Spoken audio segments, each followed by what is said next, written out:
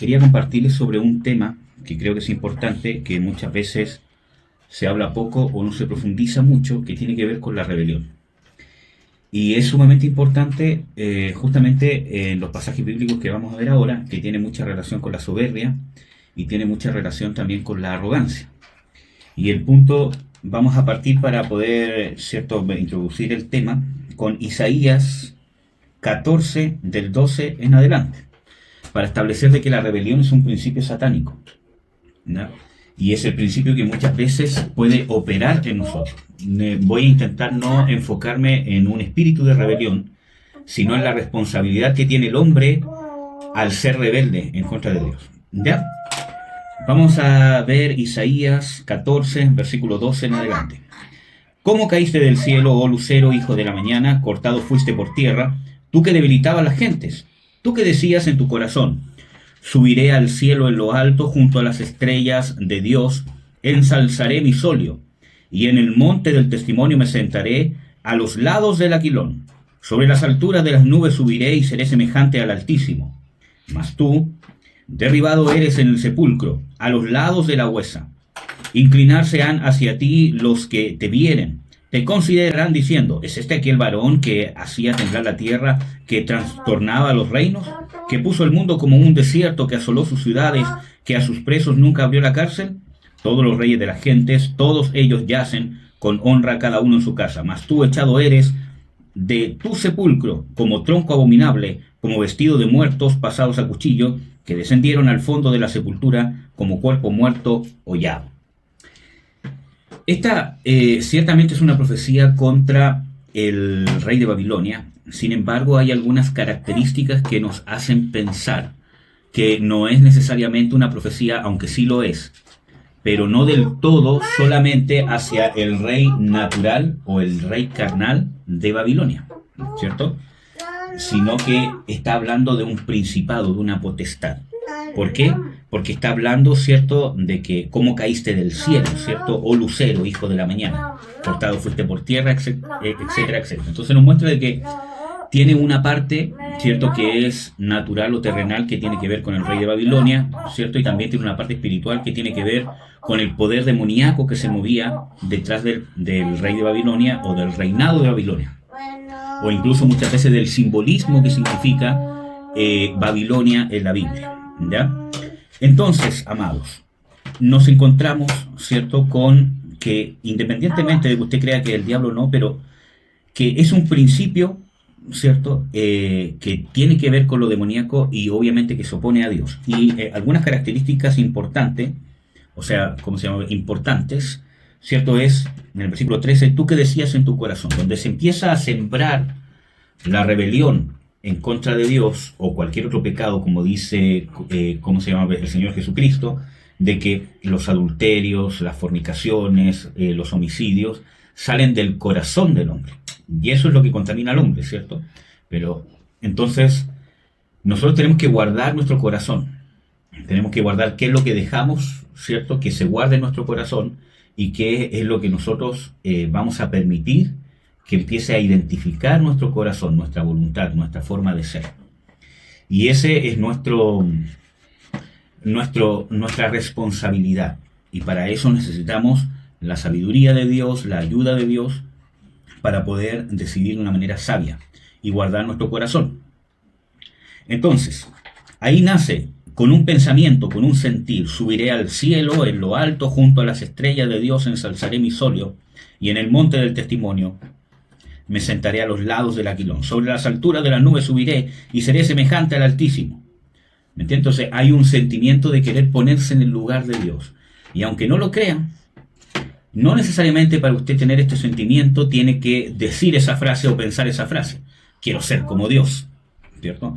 Sino que quiero estar a la altura de Dios. Y muchas veces nosotros demostramos que queremos estar a la altura de Dios cuando nosotros queremos tomar decisiones o establecer, ¿cierto?, lo que es bueno o malo para nuestra vida, o para las cosas que uno tiene que hacer.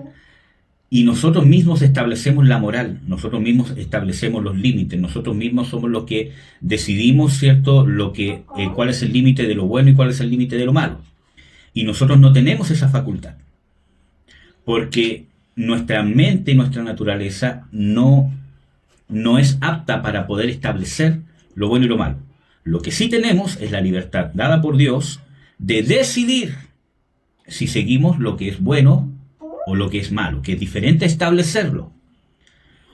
Y muchas veces nosotros nos confundimos. Pensamos de que el libre albedrío es decidir o establecer.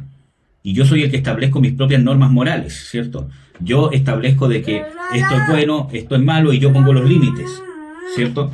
Entonces uso a Dios solamente como un referente moral, ¿me entiendes? Pero lo adecuo, ¿cierto?, a mis propios parámetros morales. Sin embargo, nosotros no tenemos esa facultad. Esa es una facultad divina que Dios no le ha dado a nadie.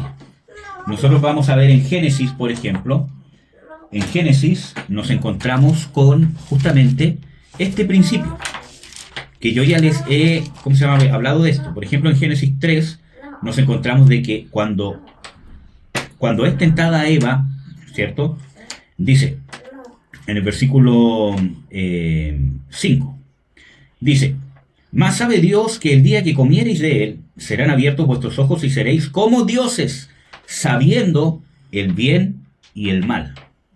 Entonces, esta tentación, ¿cierto?, es de que vas a ser como Dios, o sea, vas a estar al nivel de Dios, de no tener que sujetarte al mandamiento, porque ¿cómo entró esta tentación? Con que Dios les dijo que no podían comer de este árbol. Entonces ella responde, sí, en realidad Dios dijo, no comeréis ni aún tocaréis. Parte con la tentación, con que Dios les dijo que no pueden comer de ningún árbol.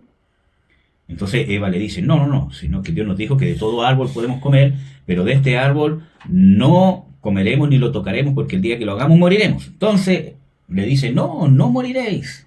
Sabe Dios que el día que comiereis de este fruto serán abiertos vuestros ojos y seréis como dioses, sabiendo el bien y el mal. Y aquí hay un principio de cómo el diablo muchas veces nos tienta con este principio demoníaco de la rebelión. Por eso que, por muy bonito que se vea, por muy humanista que se vea, ¿cierto?, no necesariamente se está sujetando a la voluntad de Dios. Usted tiene que entender, hermano o hermana, si quiere ser realmente un hijo de Dios y agradar al Dios que lo salvó, que entregó a su hijo en la cruz, que se desangró por usted, que se hizo hombre, resucitó por usted, ¿cierto? Necesita saber que no puede usted ser el que establece lo bueno y lo malo. Y esa es la tentación de aquí.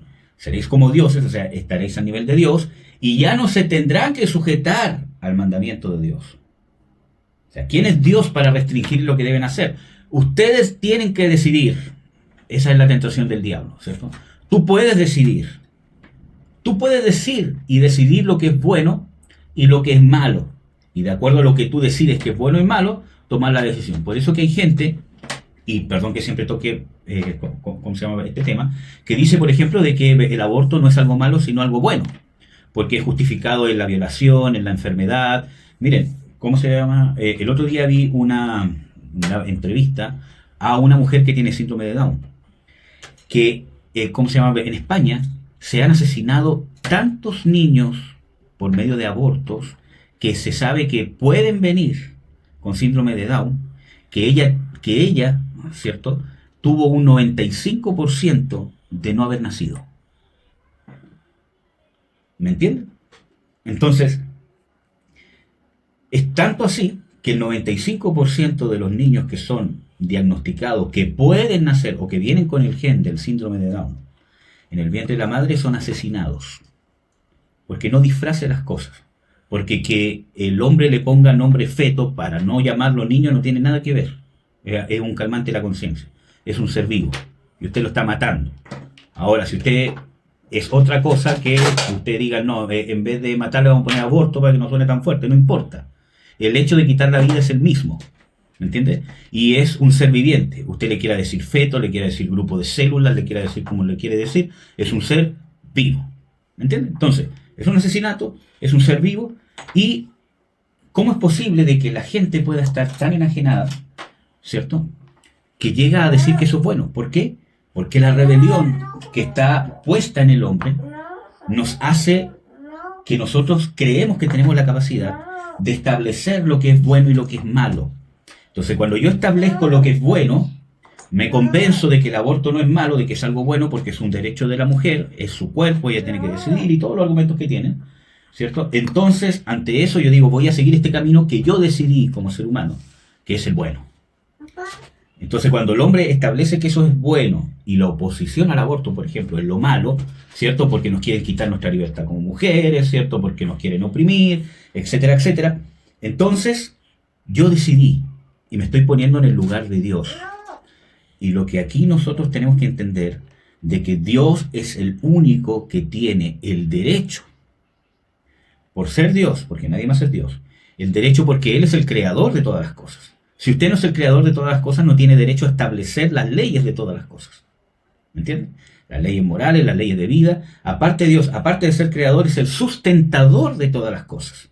Desde una partícula, la más pequeña, conocida o no conocida, hasta lo más macro, lo más grande, creado por Dios.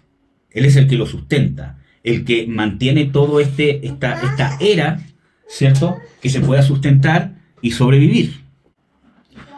Entonces, desde ese punto de vista, nosotros vemos de que, aparte, Dios es redentor, es el que sustenta la vida, es el creador, el sustentador y el redentor. Entonces, no hay nadie que pueda tener ese derecho de establecer lo que es legítimo, lo que es bueno y lo que es malo.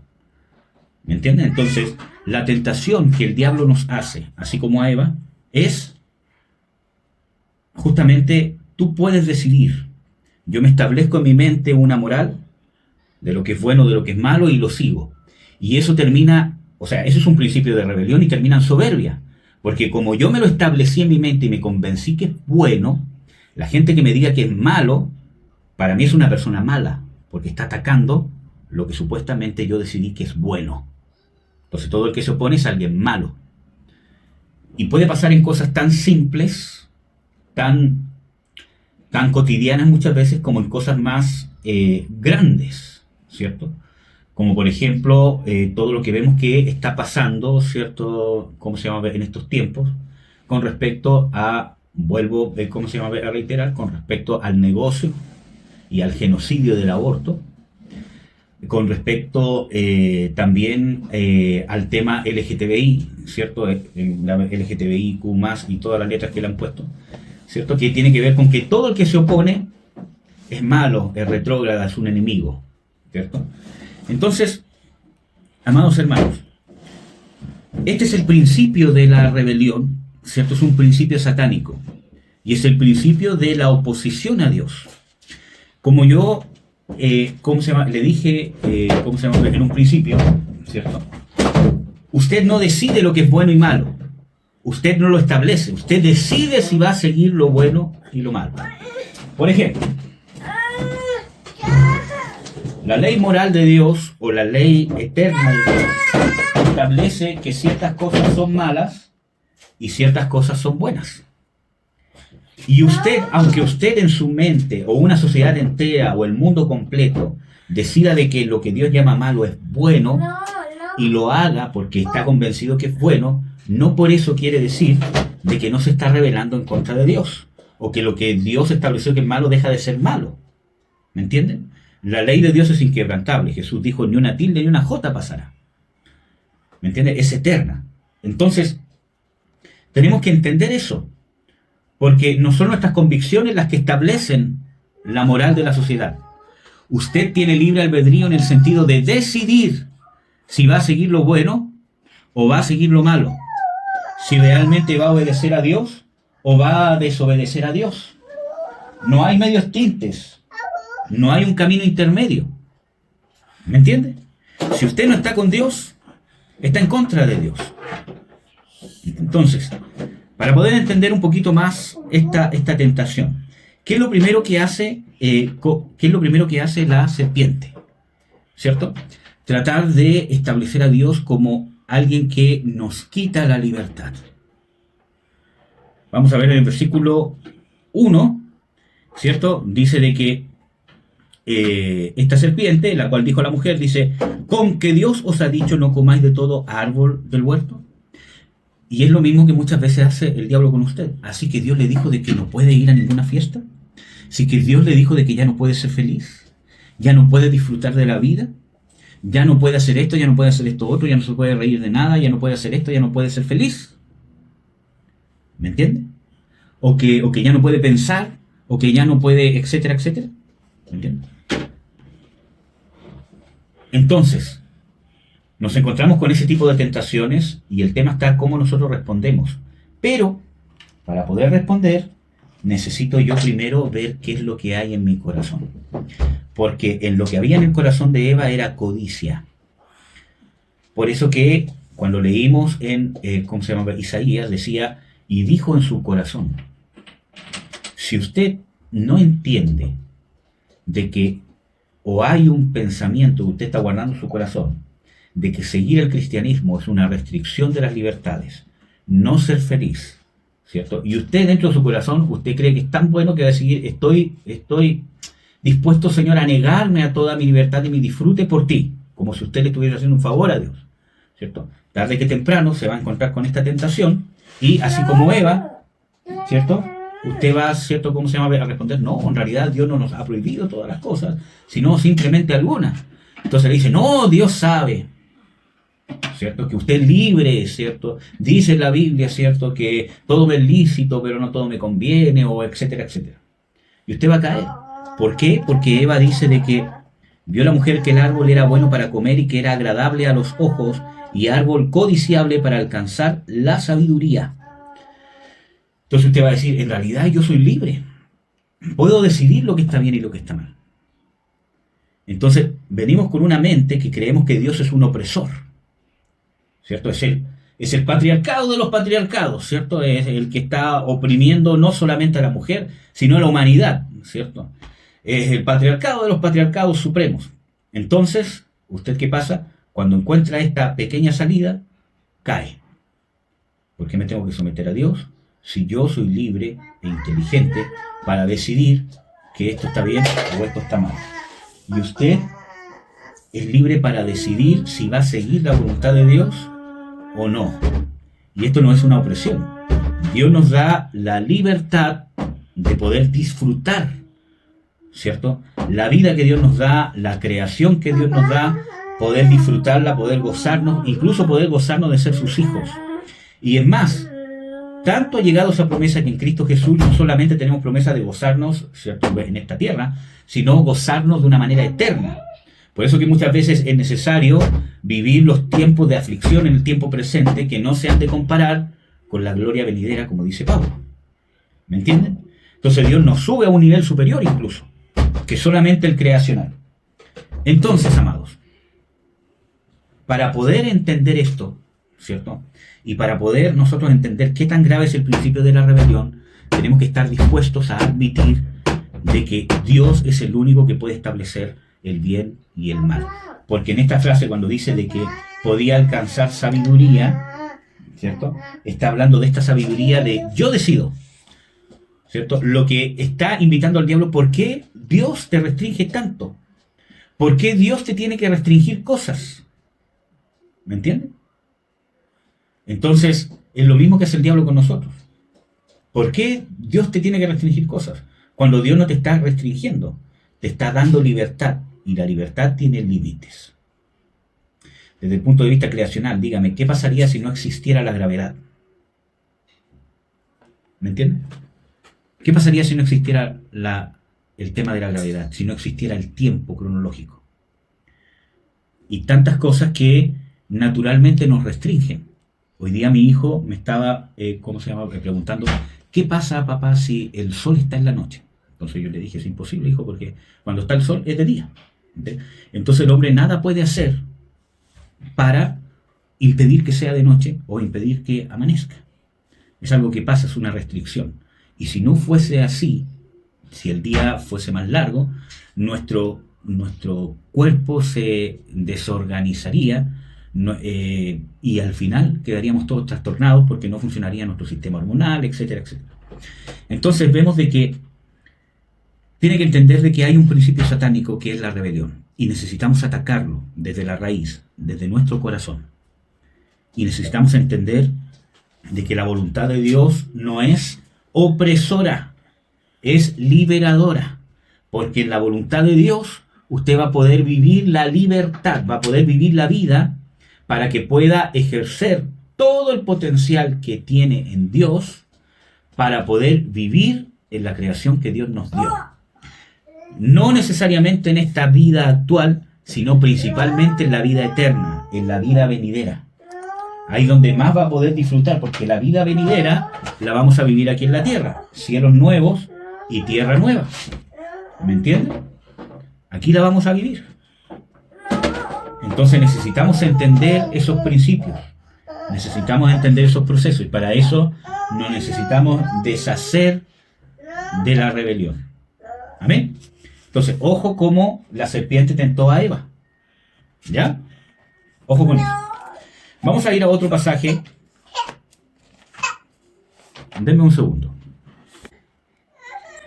Ezequiel 28, 12, 19. Dice: Hijo del hombre, levanta endecha sobre el rey de Tiro y dile: así ha dicho el Señor Jehová. Tú echas el sello de la proporción lleno de sabiduría, o sea, tú echas el sello de la proporción lleno de sabiduría y acabado de hermosura. En Edén, en el huerto de Dios estuviste. Toda piedra preciosa fue tu vestidura: el sardio, topacio, diamante, crisólito, ónice y berilio, el zafirio, carbunclo, esmeralda y oro. Los primores de tus tamboriles y epífanos estuvieron apercibidos para el día de tu creación. Tú, querubín grande, cubridor, y yo te puse en el santo monte de Dios estuviste. En medio de las piedras de fuego has andado. Perfecto eras en todos tus caminos desde el día que fuiste creado, hasta que se halló en ti maldad. A causa de la multitud de tu contratación fuiste lleno de iniquidad y pecaste, por lo que yo te eché del monte de Dios y te arrojé de entre las piedras del fuego, oh querubín cubridor. Se enalteció tu corazón a causa de tu hermosura, y corrompiste tu sabiduría de tu resplandor. A causa de tu resplandor, yo te arrojaré por tierra delante de los reyes, te pondré para que miren en ti. Con la multitud de tus maldades y con la iniquidad de tu contratación, ensuciaste tu santuario. Amén. Entonces nos encontramos aquí con otro pasaje que hace referencia abierta, obviamente, a Satanás, o por lo menos un principado que no es necesariamente el rey físico de Tiro, porque está hablando, estuviste en el Edén, ¿cierto? Entonces, obviamente, el rey hombre de Tiro no estuvo en el Edén, ni tampoco en el monte de Dios. Entonces, ni tampoco es un querubín grande. Entonces, obviamente está haciendo referencia a Satanás, a su rebelión. Y una de las cosas que pasó es que pecaste, ¿cierto? Dice aquí, se enalteció tu corazón, a causa de tu hermosura corrompiste tu sabiduría, a causa de tu resplandor. Entonces, el principio de rebelión es establecer que yo soy dueño y señor de establecer lo que es bueno y lo que es malo. Y usted tiene que aprender a someterse a que Dios es el que establece lo que está bien y lo que está mal. Y cuando nos sometemos a lo que está bien según Dios y rechazamos lo que está mal según Dios, entonces somos libres. Entonces podemos vivir la plenitud de la vida para la cual fuimos creados, la plenitud del propósito en el cual nosotros tenemos que estar. Amén. Entonces, ¿cómo puedo llegar a yo identificar ciertas cosas? Usted tiene que sentarse, meditar y decir, en realidad, Señor, mi forma de educar a los hijos, ¿qué cosas para mí están bien y qué cosas para mí están mal? ¿Cómo yo decido, por ejemplo, no sé, cuándo estoy haciendo algo malo y cuándo estoy haciendo algo bueno? Siéntese, piense. ¿Cómo yo decido, por ejemplo, cuando estoy discutiendo con mi cónyuge? ¿Cómo yo decido cuándo, cierto, me estoy excediendo o lo que estoy diciendo, el tono de voz que estoy usando o lo que estoy haciendo está mal? Y cuando yo decido que está bien, porque muchas veces yo me justifico. Ejemplo, mi cónyuge me ofende o hace algo que para mí es terrible, entonces yo justifico que puede usar de violencia verbal, de denostaciones o gritos, porque me justifico por causa de lo que esa persona hizo o de lo que yo pienso que hizo. Entonces yo me tengo que sentar y pensar, ¿y por qué yo decido eso? le estoy dando este ejemplo, ¿cierto? Solamente para que podamos entender. ¿Por qué yo decido que puedo cruzar un límite de insultar a alguien, gritar a alguien o de confrontar a alguien de una manera que en otras circunstancias no es correcta, ¿cierto? ¿Por qué estoy decidiendo de que ahora lo puedo hacer? Siéntese, piense. ¿Es Dios el que está obrando? ¿O estoy usando a Dios para justificarlo? ¿O realmente qué dice Dios con respecto a aquello? Y usted se va a encontrar, por ejemplo, dice, mujeres, respetad a vuestros maridos, ¿cierto? También dice, esposos, tratad a vuestras mujeres, ¿cierto? Con sabia mansedumbre y como a vaso más frágil. Entonces, usted dirá, por ejemplo, es que mi esposo, ¿cierto?, no es como Cristo, no me ama como Cristo, etcétera, etcétera, no me trata como vaso más frágil. Entonces eso me da derecho a rebelarme y hablarle como se me da la gana, o a insultarlo, a denigtarlo, etcétera, etcétera. O el hombre y viceversa. Yo no tengo una mujer como Cristo, no es una mujer sujeta, no es una mujer con un espíritu afable y apacible, sino que, no sé, es odiosa, rencillosa, etcétera, etcétera. Por lo tanto, yo no tengo por qué amarla como Cristo amó a la iglesia. Entonces, ¿por qué decidimos eso? Porque nosotros en ese momento nos estamos haciendo ¿qué? Dioses. En ese momento nosotros estamos cayendo en el mismo principio satánico y en el mismo principio de Eva. Yo estoy decidiendo y estoy estableciendo lo que está mal y lo que está bien. Entonces yo decido correr el límite de lo malo, correr el límite de lo bueno y caminar por esa senda porque yo me justifiqué y decidí que es así. Usando muchas veces el conocimiento divino o el conocimiento de las cosas de Dios. ¿Me entiende? Y este ejemplo usted lo puede aplicar a muchas cosas más. Cómo se comporta en el trabajo, cuando usted ¿cómo se llama?, reacciona con ira, el tema ¿cómo se llama?, de la venganza, etcétera, etcétera. ¿Me entiende? Entonces necesita usted sentarse y decir, ¿qué establece Dios? ¿Por qué me estoy haciendo yo Señor de lo bueno y lo malo? Porque lo hacemos constantemente. ¿Me entiende? Por eso que no somos libres. Nuestra mente no es libre, nuestro entendimiento no es libre y vivimos un conocimiento de Dios limitado y no nos podemos relacionar con Dios como hijos, como Dios quisiera que nos relacionáramos con Él. Porque muchas veces vivimos bajo el principio de la rebelión. Analice, ¿cierto? Principalmente en las áreas donde usted se alegra, se enoja. Principalmente sus reacciones, que quizás es el área más fácil de poder ver o de poder analizar, ¿cierto? Hay muchas cosas más, pero partir por lo que es más evidente, ¿cierto? ¿En qué momento yo le doy rienda suelta a esto o a aquello? Porque nosotros vemos en la Biblia, por ejemplo, que Jesús se enojó, pero no justificó o no usó una situación para justificar un enojo que había dentro de él, ¿me entienden? Sino que es realmente un celo de Dios, y a veces, muchas veces nosotros llamamos celo de Dios a una sed de venganza, a una sed de arrogancia y una sed de orgullo, ¿me entiende? A una justificación. Piensa en este ejemplo que yo le doy de las discusiones o los problemas que hay con el cónyuge. ¿Por qué usted se siente con el derecho de transgredir un límite, ¿cierto?, que usted sabe que no debería transgredirlo, pero usted se justifica? Es que él no, es que ella, ¿cierto? Entonces yo tengo derecho a hacer esto. O con los hijos, ¿cierto? Es que hizo algo tan terrible que yo puedo transgredir un límite. ¿Me entiende? Porque ese es el principio de la rebelión. Porque si no nos sujetamos a Dios en esas cosas, no nos sujetamos a las autoridades delegadas por Dios. No nos sabemos sujetar. O nos vamos a rebelar abiertamente y no vamos a hacer caso en nada, o nos vamos a sujetar de una manera esclavizante. Ejemplo, una mujer, ¿cierto?, que no ha sido libre, ¿cierto?, por resentimientos, por maltratos, por abusos, por lo que le inculcaron sus padres, por lo que vio en sus padres. Llega al matrimonio y dice, yo no me voy a sujetar a mi marido. Entonces ya llega con una bandera de guerra, ¿cierto? Yo no te voy a cocinar, yo no te voy a planchar, yo no te voy a hacer esto, yo no te voy a hacer esto. Y el hombre dice, ¿y quién se está casando contigo para eso, cierto? Yo me estoy casando contigo porque te amo, porque queremos, ¿cómo se llama?, formar una familia juntos. Sí, pero yo no voy a hacer nada de lo que... Bueno. Entonces ya llegan un son de guerra, ¿cierto?, de no hacer las cosas y no caer en algo. cuando ese tema, aunque es un tema que no tiene mayor relevancia, pero el tema de planchar, de lavar la ropa, es un tema que tiene que nacer de una libertad, ¿cierto? Si usted lo quiere hacer, hágalo, no porque lo hace es esclava del marido y no porque no lo hace es libre del marido. ¿Me entiende?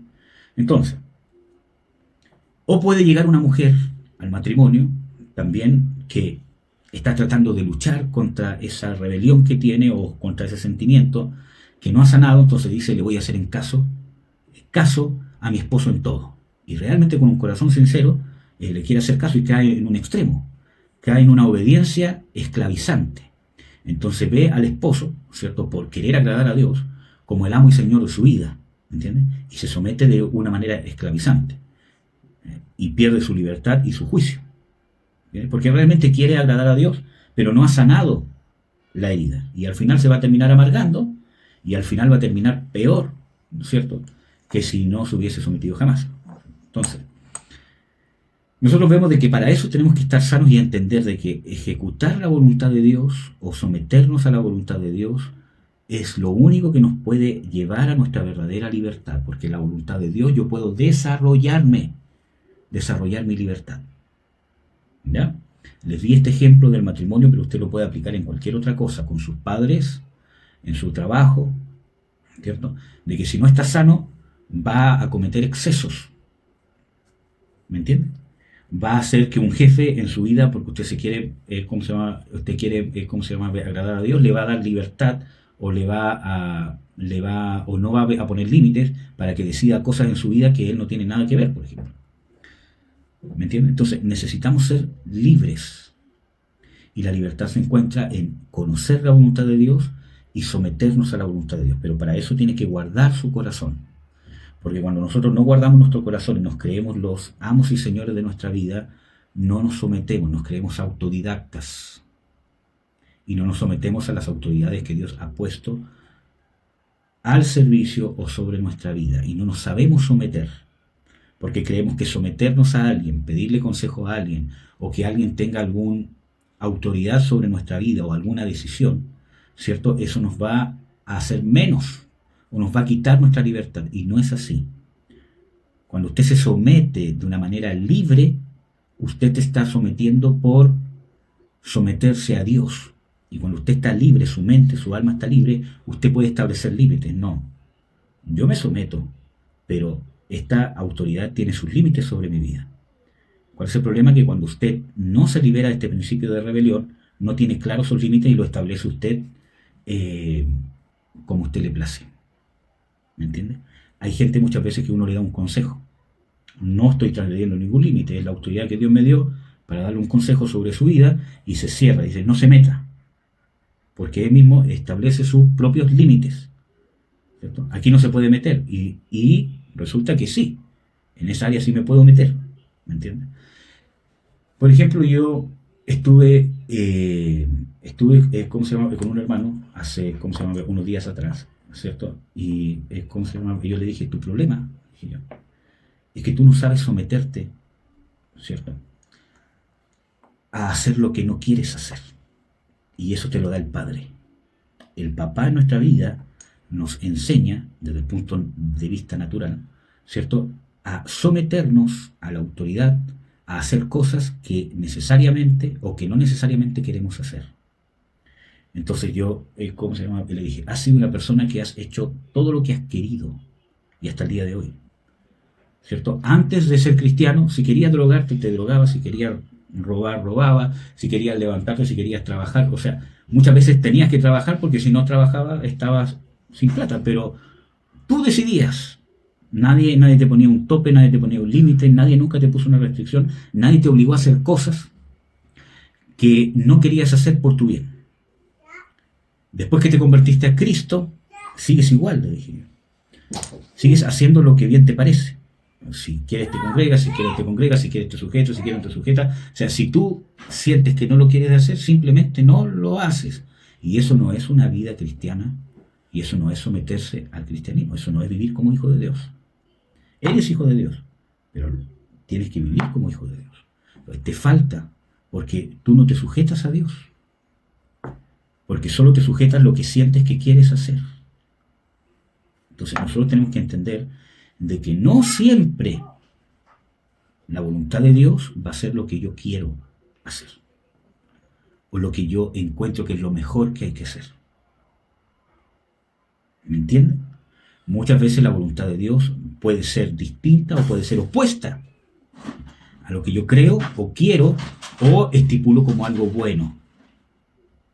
Por ejemplo, nosotros nos encontramos en el libro de Hechos de que Pablo con los suyos iba a predicar el Evangelio, parte del llamado que Dios mismo le hizo, ¿cierto? Darás luz a los gentiles para que se conviertan de la luz, o sea, para que se conviertan de las tinieblas a la luz y pasen de la potestad del diablo a Dios, a Cristo. Iban a predicar y el Espíritu Santo se lo prohibió. Les dijo que no. Y el texto nos muestra que probablemente no les dio mayor explicación, les dijo no. ¿Y qué hicieron ellos? Pese a que quizás querían ir, estaban preparados, habían invertido tiempo, quizás dinero, ¿cierto?, en comprar los pasajes para llegar allá, porque, ¿cierto?, igual había que invertir dinero, ¿cierto?, en irme en un barco, quizás, irme en carreta, y el Espíritu Santo dijo, no. Y ya, pero ¿cómo el Espíritu Santo va a prohibir predicar el Evangelio si Jesús dijo ir y predicar el Evangelio? El Espíritu Santo dijo que no. ¿Me entiende? Entonces muchas veces la voluntad de Dios va a ser distinta a lo que usted quiere, a lo que desea o a lo que cree que es bueno, o va a ser muchas veces opuesta a lo que usted cree o a lo que estipula que es bueno. Y ahí está la obediencia, que es el antídoto de la rebelión. Yo me someto a Dios. ¿Me entienden? Entonces, apliquemos eso en lo cotidiano de nuestra vida para que nos ejercitemos en discernir el principio de rebelión que hay en nuestra carne y empezar a ejercer la obediencia, el discernimiento del bien y del mal, como habla Hebreos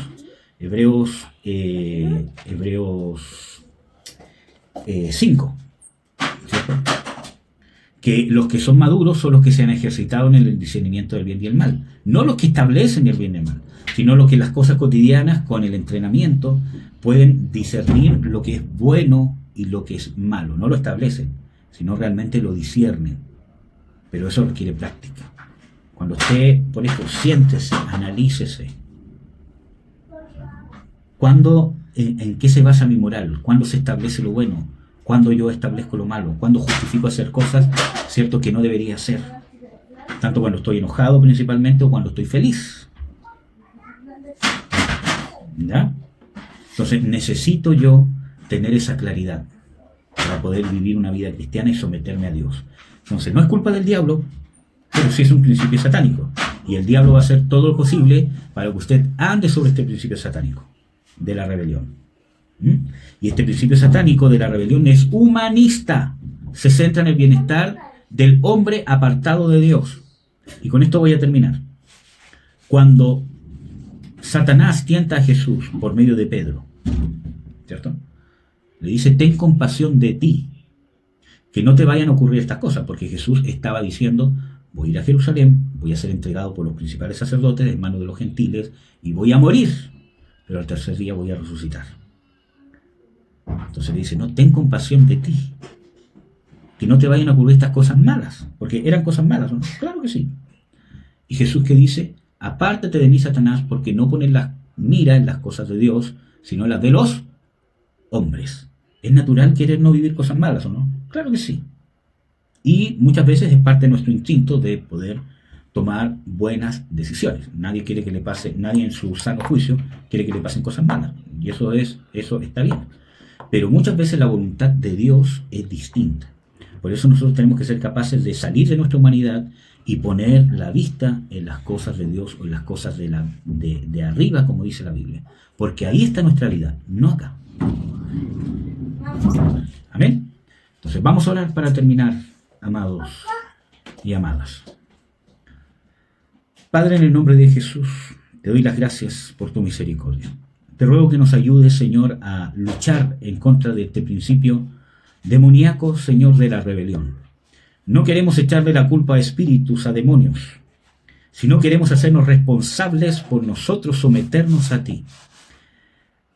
Ayuda, Señor, y limpia nuestro entendimiento para que podamos nosotros realmente entender la libertad que hay en someternos a tu voluntad.